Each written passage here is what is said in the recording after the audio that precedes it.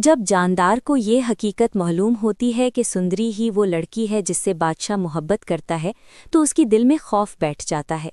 वो जानता था कि अगर बादशाह को सच का पता चल गया तो वो एक लम्हा ज़ाया किए बगैर सुंदरी को अपनी बहू बना लेगा।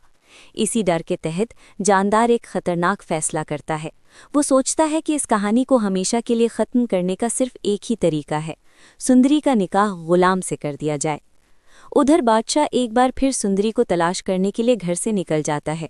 जानदार इस मौके को गनीमत जानकर उसकी गैर मौजूदगी में सुंदरी और गुलाम का निकाह तय कर देता है। जब सुंदरी को अपने निकाह की खबर मिलती है तो वो खुशी से झूम उठती है, मगर गुलाम के दिल में एक अजीब सी बेचैनी जन्म लेती है। उसे डर था कि जब बादशाह को इस निकाह के बारे में पता चलेगा तो न जाने क्या तूफान खड़ा होगा। रात होती है और निकाह की तैयारियां उरूज पर पहुंच जाती हैं। इधर बादशाह भी घर वापस लौट रहा होता है, जबकि दूसरी तरफ खुर्शीद अपने हाथों से अपनी बेटी सुंदरी को दुल्हन बना रही होती है। निकाह से कुछ लम्हे पहले गुलाम अपनी माँ से कहता है, अम्मा, क्या मैं बादशाह के साथ ठीक कर रहा हूँ? उसने मुझे बचपन से आज तक कभी किसी चीज़ की कमी नहीं होने दी, हमेशा भाइयों जैसा साथ दिया है। गुलाम की माँ नरमी से जवाब देती है, बेटा, अगर तुम्हें ये मालूम होता कि सुंदरी ही वो लड़की है जिससे बादशाह मोहब्बत करता है तो यकीनन ये गलत होता, मगर तुम दोनों अनजाने में एक दूसरे से मोहब्बत कर बैठे हो और बादशाह वो बड़ा दिल वाला है। जब उसे तुम्हारे निकाह का पता चलेगा तो वो तुम्हारी खुशी में खुश होगा, ना कि तुम्हें खुद गर्ज कहेगा। इसी दौरान गुलाम निकाह के लिए आगे बढ़ता है और ठीक उसी लम्हे बादशाह घर पहुंच जाता है। घर को सजा हुआ देखकर वो हैरान रह जाता है।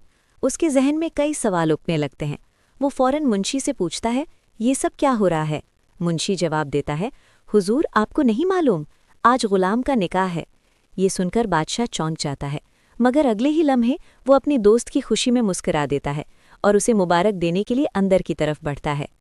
वो सीधा अपनी फुफ्फो माँ के कमरे की तरफ जा रहा होता है कि अचानक सामने से खुर्शीद सुंदरी को दुल्हन के जोड़े में लेकर आती है। अचानक बादशाह की नज़र सुंदरी पर पड़ती है और वो जैसे पत्थर का होकर रह जाता है।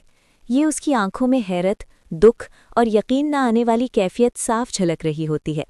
दूसरी तरफ सुंदरी भी बादशाह को देखकर सहम जाती है।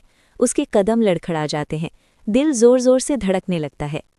बादशाह आहिस्ता आहिस्ता उसके करीब आता है और कहता है, मैं तुम्हें ढूंढने के लिए शहर शहर भटकता रहा और तुम मेरे ही घर में दुल्हन बनी बैठी हो। खुर्शीद हैरानी से पूछती है, बेटा, तुम्हारा इस लड़की से क्या ताल्लुक है? बादशाह गहरी सांस लेते हुए कहता है, बहुत गहरा ताल्लुक है भुप्पू अम्मा, यही वो लड़की है जिसका जिक्र मैं आपसे करता था, मेरी मोहब्बत। ये सुनकर खुर्शीद के चेहरे का रंग उड़ जाता है। उसके पास कहने के लिए अल्फाज ख़त्म हो जाते हैं और फिज़ा में एक खौफनाक खामोशी छा जाती है।